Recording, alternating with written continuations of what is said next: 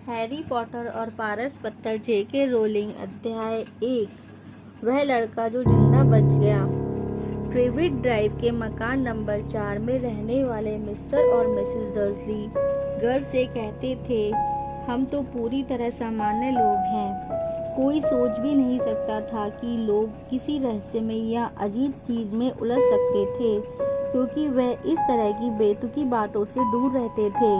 Mister Dursley ग्रिनिंग्स नाम की company के डायरेक्टर थे, जो ड्रिल बनाती थी। मिस्टर डर्सली मोटे तगड़े थे और उनकी गर्दन तो जैसे थी ही नहीं, हालांकि उनकी मूछें बहुत बड़ी थी। मिसेस डर्सली सुनहरे वाली महिला थी और उनकी गर्दन सामान्य से दुगनी लंबी थी। यह लंबी गर्दन उनके बहुत काम आती थी, क्योंकि वह बगीचे की मुटीर पर ताक झांक करने और पड़ोसियों की जासूसी करने में बहुत सा समय बिताती थी।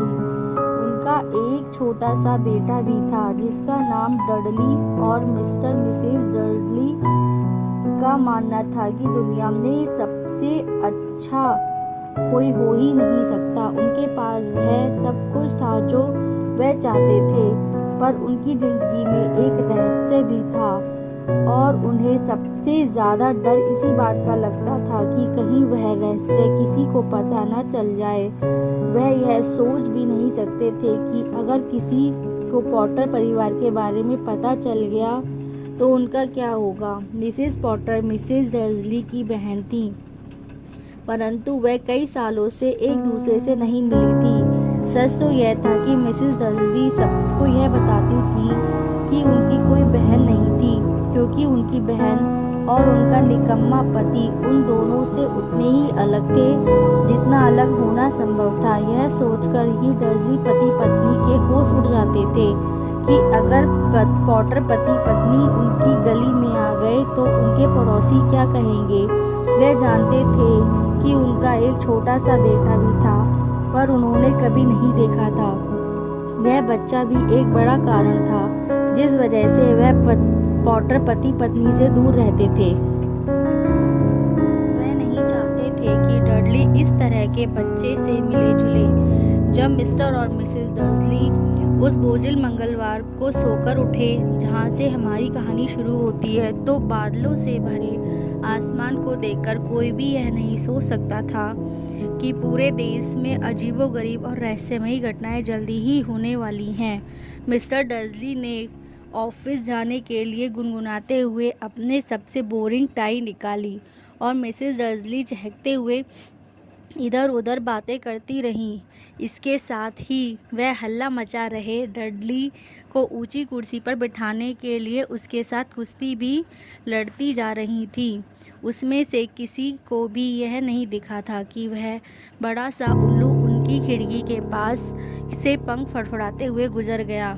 8:30 बजे मिस्टर डर्सली ने उनका ब्रीफकेस उठाया, पत्नी का गाल थपथपाया और डडली को चूमने की कोशिश की, परंतु वह ऐसा नहीं कर पाए क्योंकि डडली उस समय झुंझला रहा था और अपना नाश्ता दीवार पर फेंक रहा था।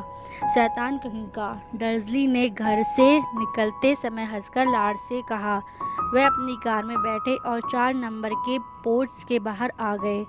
सड़क के मोड़ पर डर्सली को पहली अजीब चीज दिखी, एक बिल्ली जो नक्शा पढ़ रही थी। एक पल को तो डर्सली यह समझ ही नहीं पाए कि उन्होंने क्या देखा। फिर उन्होंने सिर झटका और दोबारा देखा। एक भूरी बिल्ली प्रिविट ड्राइव के मोड़ पर खड़ी थी, परंतु नक्शा कहीं नहीं दिख रहा था। उनके दिमाग में भी कैसे अजीब विचार आ जाते हैं। हो सकता है रोशनी की वजह से उनकी आंखों को धोखा हुआ था। मिस्टर डर्सली ने आंखें झपकाई और बिल्ली को घूरा। बिल्ली ने भी पलटकर उन्हें घूरा। जब मिस्टर डर्सली मोड़ पर मुड़े और सड़क पर आगे बढ़े तो उन्होंने कार के शीशे में बिल्ली को देखा। बिल्ली अब उस साइन बोर्ड को पढ़ रही थी जिस पर लिखा था प्रिविट ड्राइव।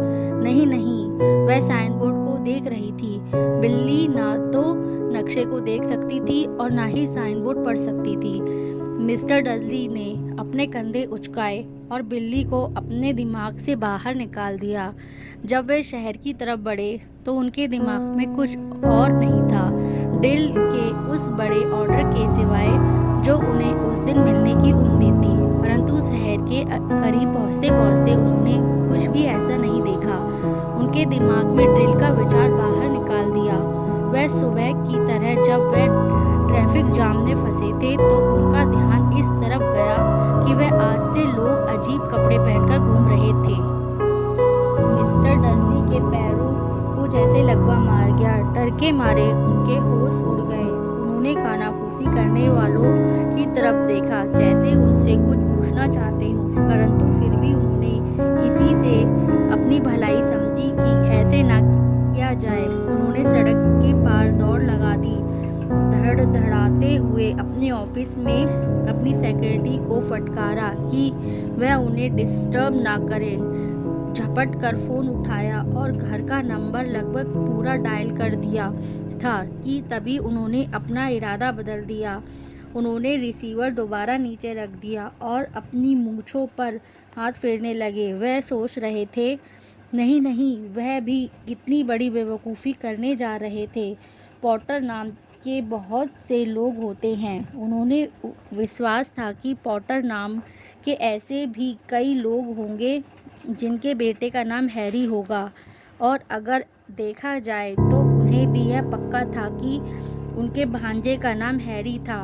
उन्होंने उसे कभी नहीं देखा था। उसका नाम हार्वे या फिर हैलॉर्ड भी तो हो सकता था। मिसेस डर्सली को चिंता में डालने से क्या फ़ायदा, पर अपनी बहन का नाम सुनते ही वह हमेशा बहुत परेशान हो जाती थी। और इसमें मिसेस डर्सली की भी क्या गलती थी अगर उनकी अपनी बहन इस तरह की होती। परंतु फिर भी चोगा पहनने लोग उस दोपहर ड्रिल पर ध्यान लगाए रखने में उन्हें पूरी कठिनाई हुई, और जब वह 5 बजे ऑफिस की बिल्डिंग के बाहर निकले तो इतने परेशान थे कि गेट से निकलते ही एक आदमी से टकरा गए।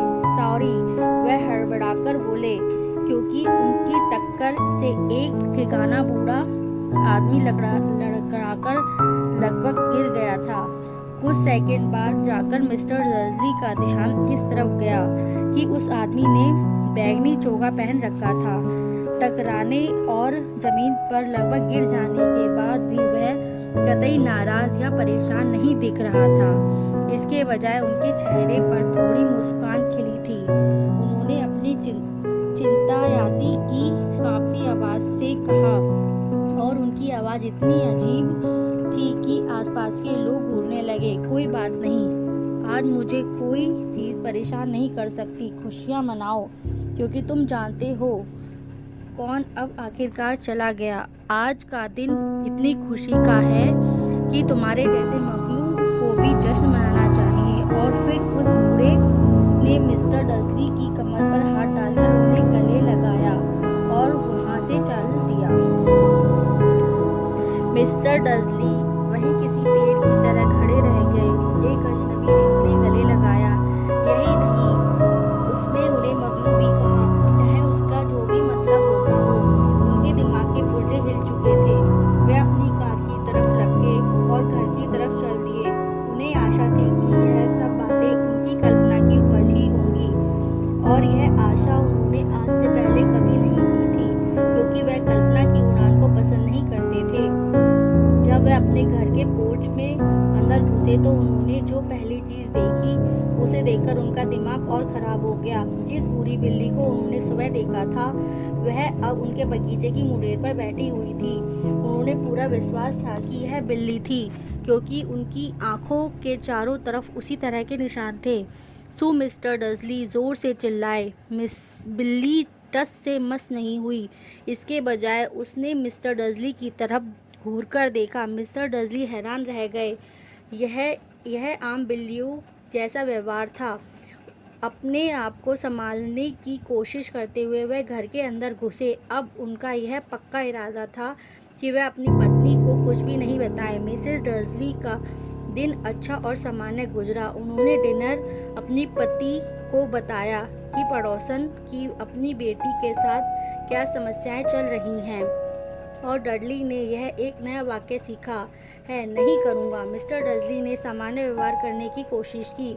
जब डडली को सुला दिया गया तो वह समय रहते ड्राइंग रूम में चले गए ताकि रात के समाचार की अंतिम खबर सुन सकें। और अंत में यह हर जगह के लोग बता रहे हैं कि देश के उल्लुओं की हरकतें आज अजीब थीं। हालांकि उल्लू आमतौर पर रात को शिकार करते हैं और दिन की रोशनी में शायद ही कभी दिखते हैं, परंतु आज सूरज उगने के बाद से सैकड़ों उल्लू हर दिशा में उड़ते दिखाई दिए।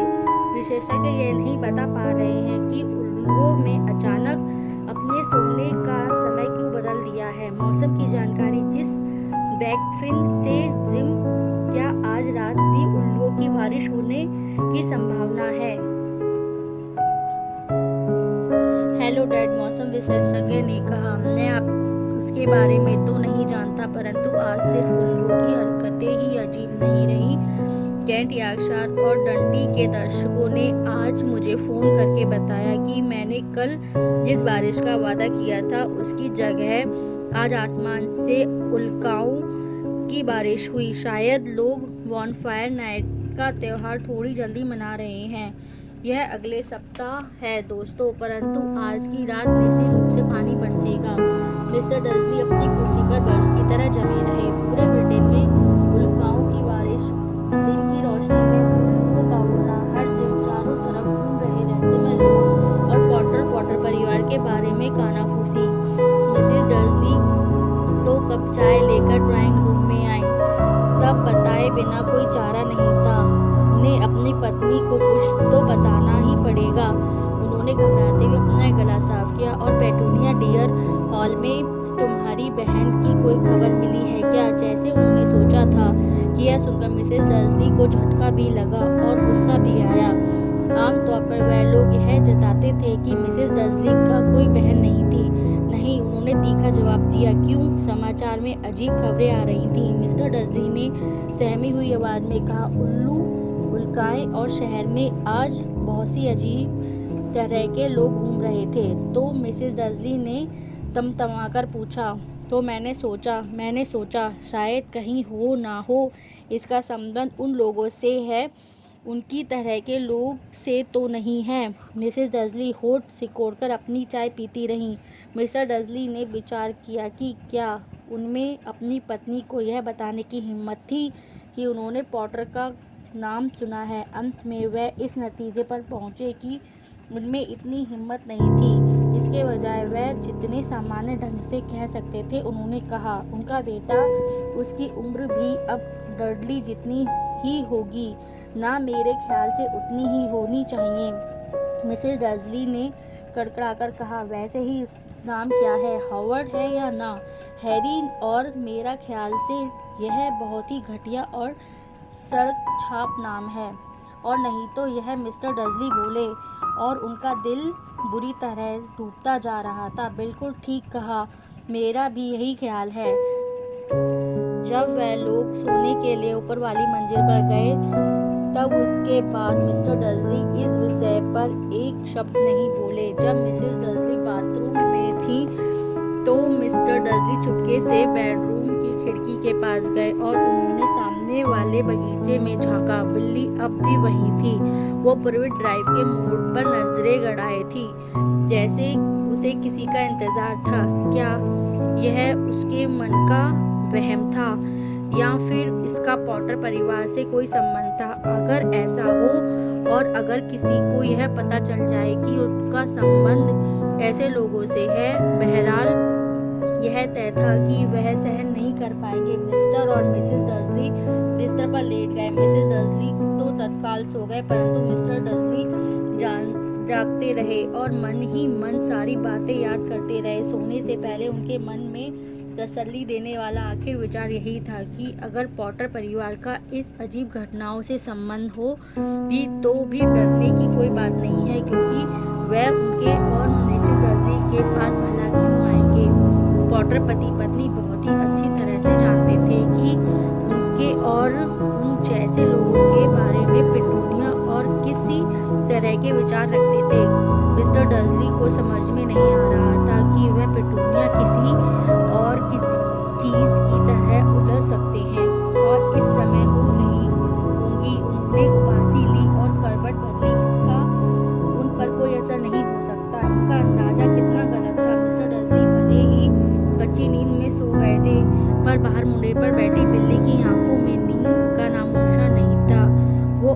किसी मूर्ति की तरह इस पर बैठी थी और पलक झपकाए बिना प्राइवेट ड्राइव के दूर वाले मोड़ पर नजरें गड़ाए थी।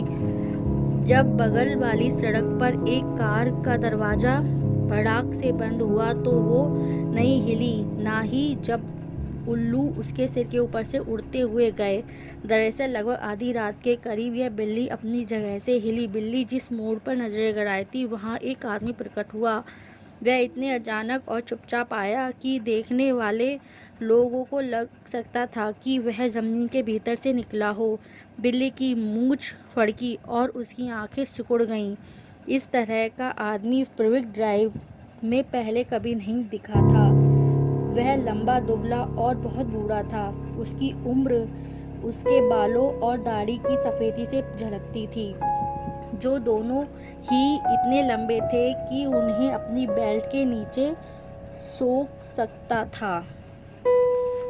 वह लंबा दुसाला ओढ़े था। उसका जामनी चोगा जमीन पर घिसट रहा था और उसने ऊंची एड़ी के बक्कल वाले शूज पहने रखे थे। आधे चांद के आकार वाले चश्मे के पीछे दिखती उसकी नीली आंखें साफ चमकदार थीं। उसकी नाक बहुत लंबी मुड़ी हुई थी, जैसे उसे कम से कम 2 बार तोड़ा गया हो। इस आदमी का नाम एल्बस डम्बलडोर। एल्बर्ट डम्बलडोर को शायद इस बात का एहसास नहीं था कि वह अभी-अभी एक ऐसी सड़क पर आ गए थे जहां उनके नाम से लेकर उनके जूते तक किसी भी चीज को पसंद नहीं किया जाता था। वह अपने चोगे में हाथ डालकर टटोल रहे थे, जैसे कुछ ढूंढ रहे हों, परंतु उन्हें इस बात का एहसास हो गया कि कोई उन्हें देख रहा था, क्योंकि उन्होंने अचानक बिल्ली की तरफ देखा, जो सड़क के दूसरे छोर से अब भी घूर रही थी। ना जाने क्यों बिल्ली को देखकर खुशी हुई। वह हंसे और धीरे धीरे बोले, मुझे मालूम होना चाहिए था कि वह जिस चीज की तलाश कर रहे थे वो उन्हें अंदर वाली जेब में मिल गई। यह चांदी की सिगरेट लाइटर की तरह दिख रहा था। उन्होंने उसे खोला और हवा में लहराते हुए क्लिक किया। उसके पास वाला सड़क का लैंप तड़ से बंद हो गया। उन्होंने एक बार फिर क्लिक किया, अगला लैंप बुझ गया। उन्होंने अपने बत्ती बुझाने वाले यंत्र को बाहर क्लिक किया और कुछ समय बाद पूरी सड़क पर सिर्फ 2 छोटी रोशनियां ही बची थी। दूर बैठी बिल्ली की आंखें जो उन्हें देख रही थी। अगर कोई इस वक्त अपनी खिड़की के बाहर झांकता, चाहे चमकदार आंखों वाली मिसेस डर्सली ही क्यों ना होती, तो भी वह यह नहीं देख सकता था कि नीचे फुटपाथ पर क्या हो रहा था। डम्बलडोर ने बत्ती बुझाने वाला यंत्र को वापस अपने चोगे में रख लिया और सड़क पर मकान नंबर 4 की तरफ बढ़े, जहां वह बिल्ली को बगल की मुडेर पर बैठ देख गए। उन्होंने बिल्ली की तरफ नहीं देखा, परंतु एक पल बाद उन्होंने बिल्ली से कहा, प्रोफेसर मैगोनिकल, आप यहाँ क्या कर रही हैं? वह बिल्ली की तरफ देखकर मुस्कुराए, परंतु भूरी बिल्ली गायब हो चुकी थी। बिल्ली के बजाय वह एक गंभीर सी दिखने वाली महिला की तरफ देखकर मुस्कुरा रहे थे, जो उन्हें उसी तरह के चौकोर चश्मा पहने थी, जिस तरह के निशान वाली बिल्ली आंखों के चारों तरफ पहने थी। वह भी एक चोगा पहने थी जो गहरे हरे रंग का था। उसके काले बाल जूड़े में कसकर बंधे थे। साफ नजर आ रहा था कि वह परेशान थी। आप कैसे समझे कि वो बिल्ली मैं ही थी? उन्होंने पूछा। माय डियर प्रोफेसर, मैंने आज तक किसी बिल्ली को इतना तनकर बैठे नहीं देखा। अगर आपको दिन भर ईंट की मुडेर पर बैठना पड़ता तो आप भी ऐसे ही तनकर बैठते, प्रोफेसर मैगोनिकल ने कहा। दिन भर, जबकि आप भी जश्न मना सकती थी। यहाँ आते समय मैं रास्ते में दर्जन भर दावतों और समारोह के पास से होता हुआ आ रहा हूँ। प्रोफेसर मैगोनिकल गुस्से से गुर्राई। अरे हाँ, सब जश्न मना रहे हैं, उन्होंने बेचैन होकर कहा। वैसे समझदारी इसी में होती है कि वे थोड़े सावधान रहते, परंतु नहीं, यहाँ तक कि मगलू भी जान गए कि कोई अजीब चीज हुई है। उनके समाचारों में यह खबर थी।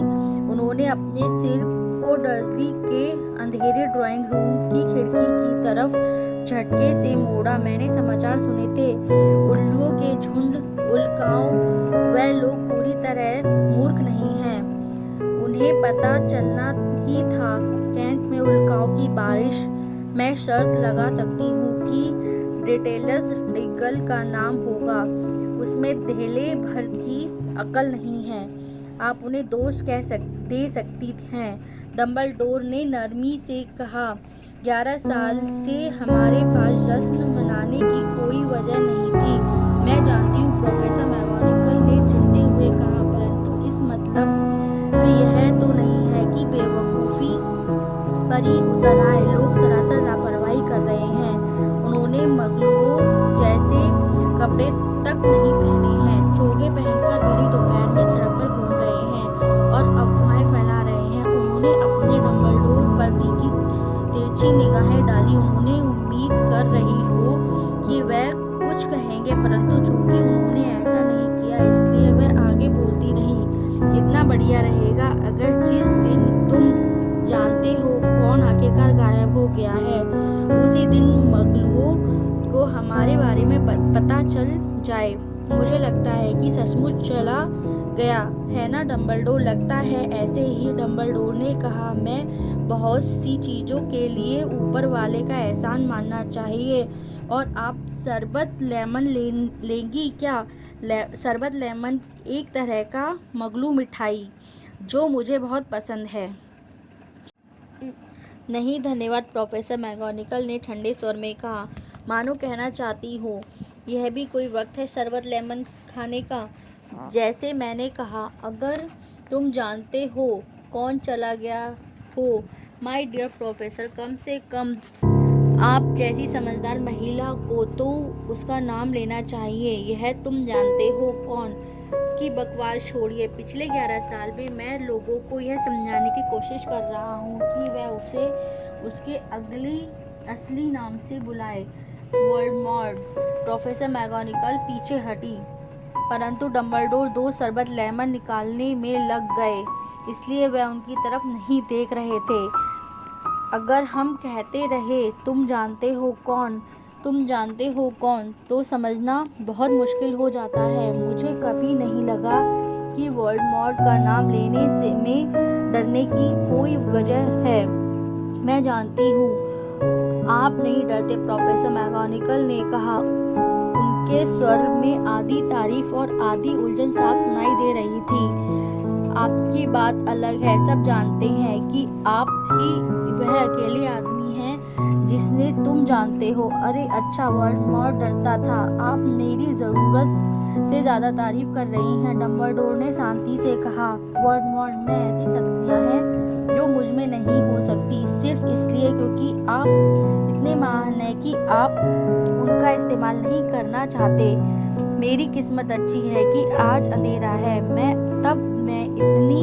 इतना कभी नहीं शर्माया जब मैडम पॉम्फ्री ने मेरे नए मफलर की तारीफ की थी। प्रोफेसर मैगोनिगल ने डंबलडोर को घूरकर देखा और कहा, उल्लुओं की तो छोड़िए, उससे भी तेज रफ्तार से अफवाहें चारों तरफ उड़ रही हैं।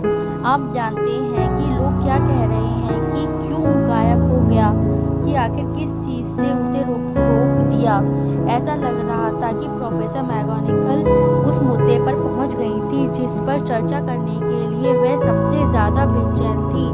वह असली कारण की वजह से वह ठंडी सख्त मुडेर पर दिन भर बैठकर इंतजार कर रही थी, क्योंकि ना तो बिल्ली के रूप में ना ही महिला के रूप में उन्होंने डंबलडोर पर इतने पैनी निगाह डाली थी कि जितनी कि वह उस समय डाल रही थी। यह बात साफ थी कि चाहे लोग कुछ भी कह रहे हों, पर वह अपनी बात पर यकीन नहीं करने वाली जब तक कि डंबलडोर खुद ना कह दें कि यह सब सच है। परंतु डंबलडोर इस बात एक और शरबत लेमन छाट रहे थे और उन्होंने कोई जवाब नहीं दिया।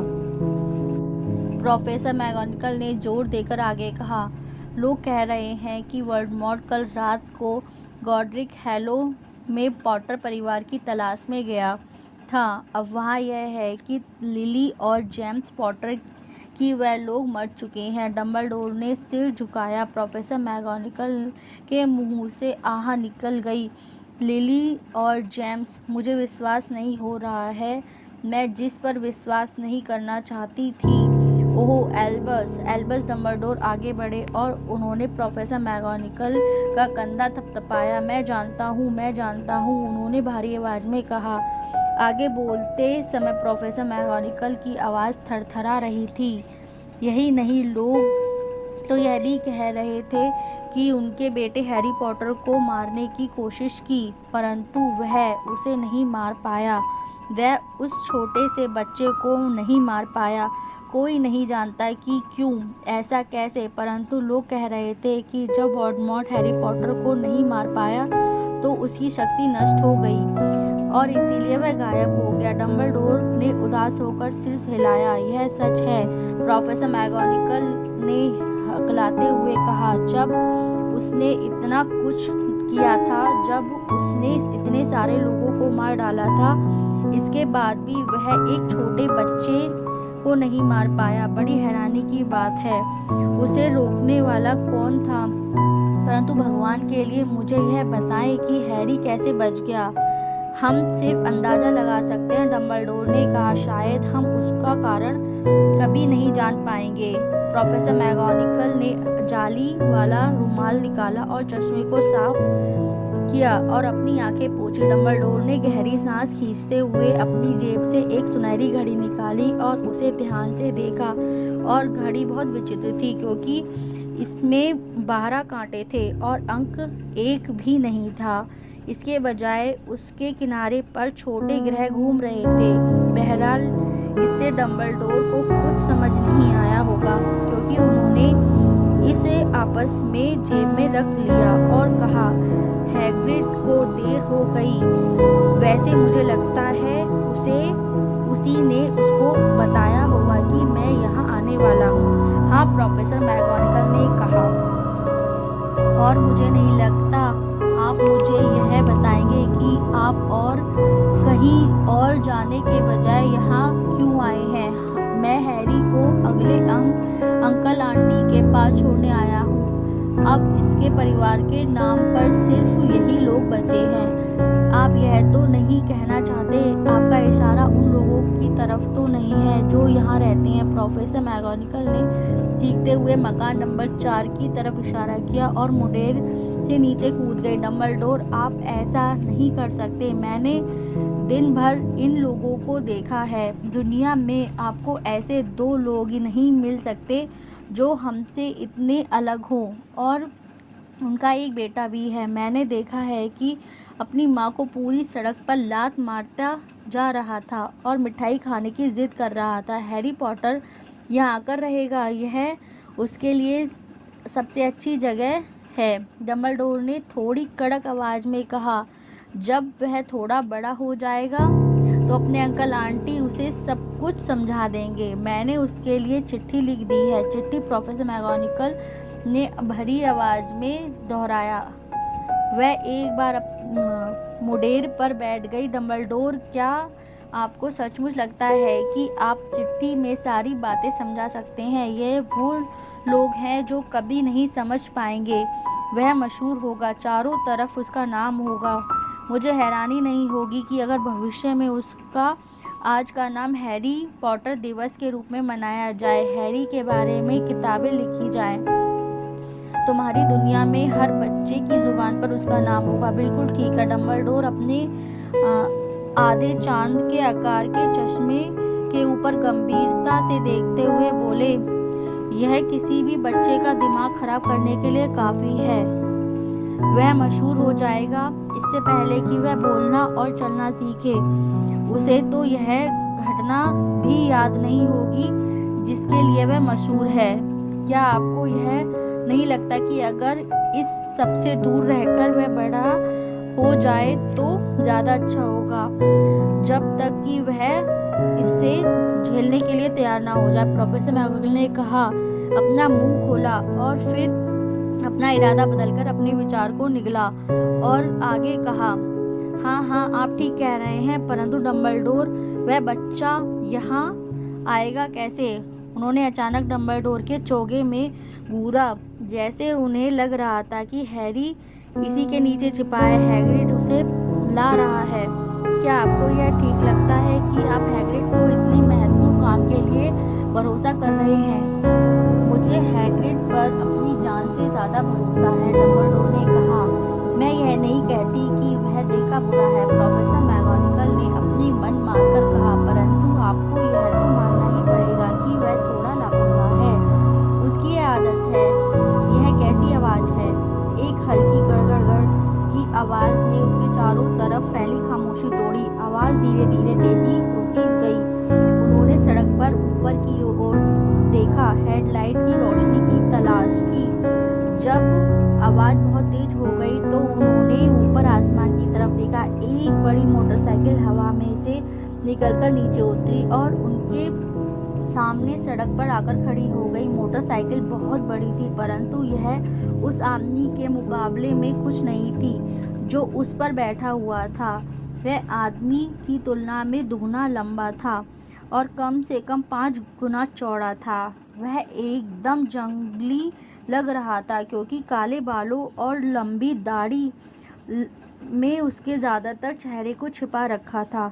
उसके हाथ कूड़ेदान के ढक्कन जितने बड़े थे और चमड़े के जूते और पैर बेबी डॉल्फिन की तरह लग रहे थे। उसकी विशाल शक्तिशाली बाहों में कंबल में एक पोटली थी। हैग्रिड, डम्बलडोर ने राहत की सांस लेते हुए कहा, आखिर तुम आ ही गए, और तुम्हें यह मोटरसाइकिल कहाँ से मिली?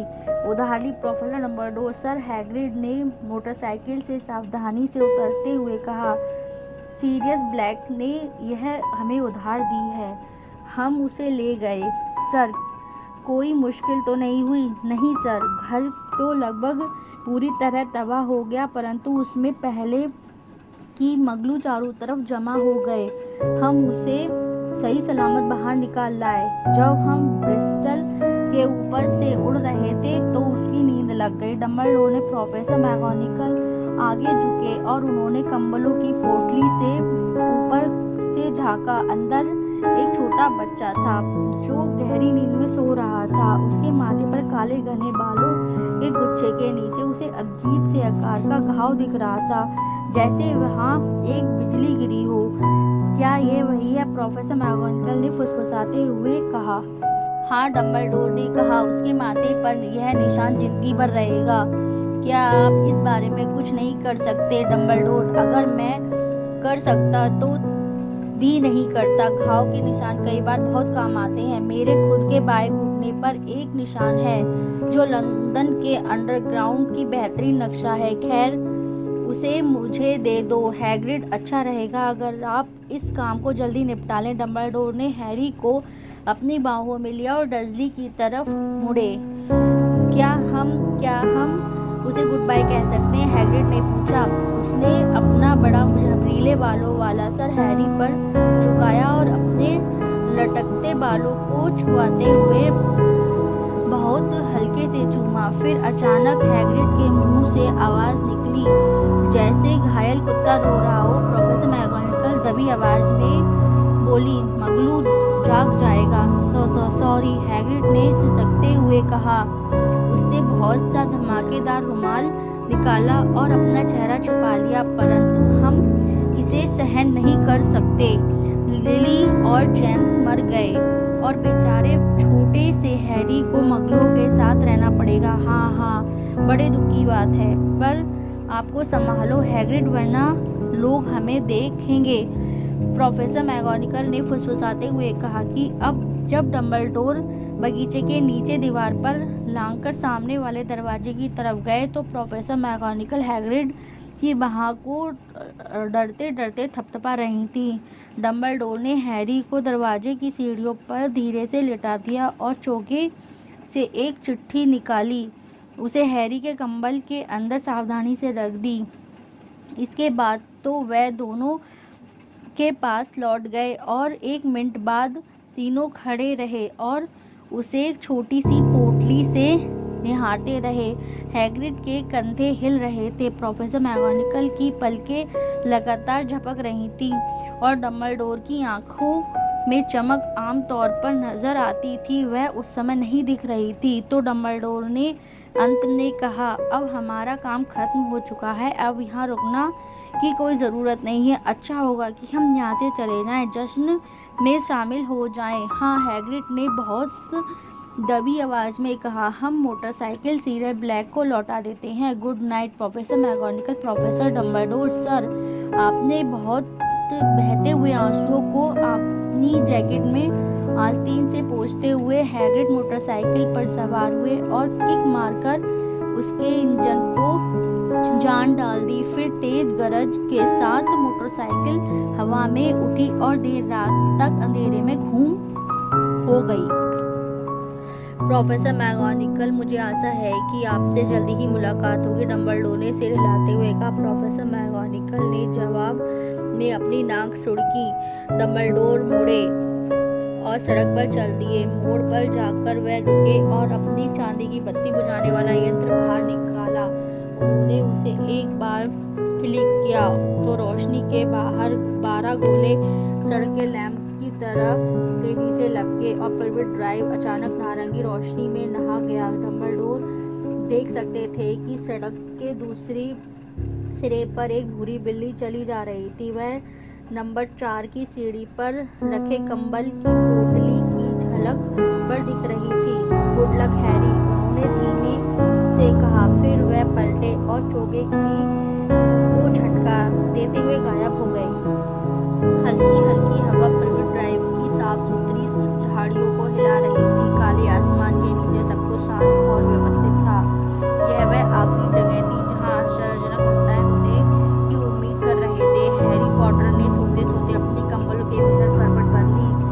उसके नन्हे हाथ ने उनके पास रखी चिट्ठी को पकड़ लिया और वह सोता रहा। वह नहीं जानता था कि कुछ खास था, यह भी नहीं कि वह मशहूर था, यह भी नहीं कि वह कुछ घंटे बाद मिसेस डर्ली को चीख सुनकर उठेगा जब वह दूध की बोतल बाहर रखने के लिए सामने वाला दरवाजा खोलेगी।